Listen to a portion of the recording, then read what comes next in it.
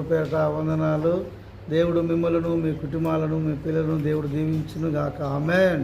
పరిశుద్ధ బైబిల్లో నుండి మనం ఒక వచనాన్ని చదువుకుందాము. అపోస్తల కార్యములు 15వ అధ్యాయము 9వ వచనాన్ని చదువుకుందాము. వారి హృదయములను విశ్వాసములన పవిత్రపరిచి మనకును వారికిని ఏ భేదమును కనపరచలేదు. ఇక్కడ చక్కటి మాటలు మనకి కనపడుతున్నాయి. మనం ఒక్కసారి విందాం. మొదటి మాట మనం జ్ఞాపకం చేసుకున్నట్టే, వారి హృదయములను విశ్వాసం వలన పవిత్ర పరుచుకునుట. మన హృదయములను విశ్వాసం వలనంట పవిత్రపరుచుకుంటాం మన హృదయాలను. మన హృదయం ఎప్పుడైతే దేవునికి ఇస్తామో, మన హృదయం ఎప్పుడైతే పవిత్రముగా ఉంచుకుంటామో, మన హృదయాన్ని ఎప్పుడైతే విశ్వాసంగా మనం ఉంచుకుంటామో, అప్పుడు మన హృదయంలో దేవుడు ఉంటాడండి.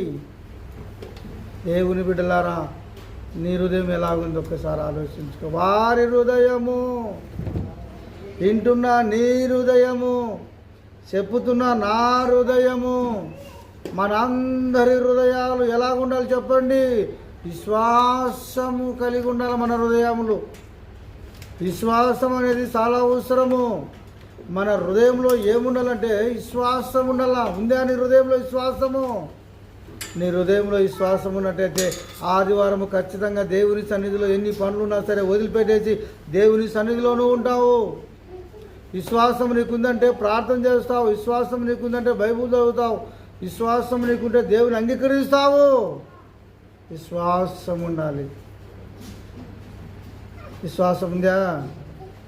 అక్కడ మరొక మాట ఉంది, పవిత్రపరుచుకుని. మన హృదయాలు ఏం చేయాలి చెప్పండి? విశ్వాసం ద్వారా పవిత్రముగా ఉండాలి. మన బట్టలు శుభ్రంగా ఉంచుకుంటాం, మన తల శుభ్రంగా ఉంచుకుంటాం, మన మకాన్ని శుభ్రంగా ఉంచుకుంటాం, మన ఇల్లు శుభ్రంగా ఉంచుకుంటాం. అలాగనే మన హృదయాన్ని కూడా ఎలా ఉంచుకోవాలంటే పరిశుద్ధముగా ఉంచుకోవాలి, పవిత్రపరుచుకోవాలి మన హృదయాలను. మన హృదయము దేవునికి ఇవ్వాలి. అక్కడ మరొక మాట ఏముందంటే, మనకును అనుగ్రహించిన ఏ భేదమును కనపరచలేదు. ఏ భేదమును మన హృదయంలో ఉండకూడదు.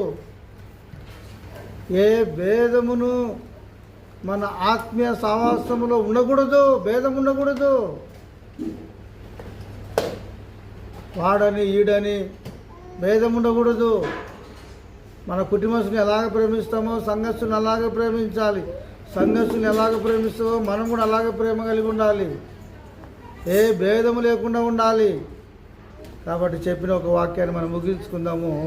మొదటి మాట, వాళ్ళ హృదయములను విశ్వాసములన పవిత్రపరిచి మనకును వారికి ఏ భేదమును కనపరచలేదు. ఈ మాటలు దేవుడు దీవించును గాక. ఆమేన్. ప్రార్థన చేద్దాం. పరిశుద్ధుల తండ్రి, నీ వందనాలు.